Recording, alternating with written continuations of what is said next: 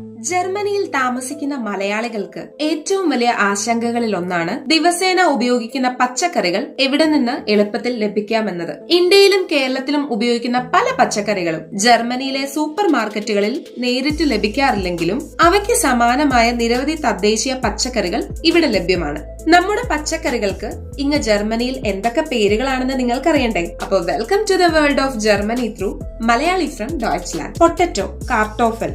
Tomato, ടൊമാറ്റിക്. Onion, സ്വീബൽ. Green chilli, ഗ്രൂണേ ചില്ലി. ക്യാബേജ്, കോൾ. സ്പിനച്ച്, സ്പീനാട്ട്. ബീൻസ്, ബോണൻ. കോളിഫ്ലവർ, ബ്ലൂമൻ കോൾ. ജിഞ്ചർ, ഇംഗ്വർ. പംകിൻ, ക്യൂർബിസ്. Broccoli, broccoli.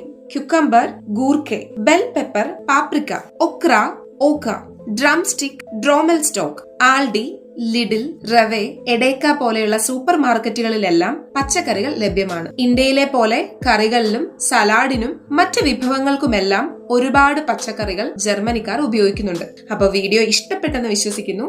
ഇത്തരത്തിൽ ജർമ്മനിയെ പറ്റി കൂടുതൽ അറിയാൻ ചാനൽ സബ്സ്ക്രൈബ് ചെയ്യാനും ഷെയർ ചെയ്യാനും കമന്റ് ചെയ്യാനും ലൈക്ക് ചെയ്യാനും മറക്കല്ലേ. അപ്പോ ഔഫ് വീഡർസെയിൻ.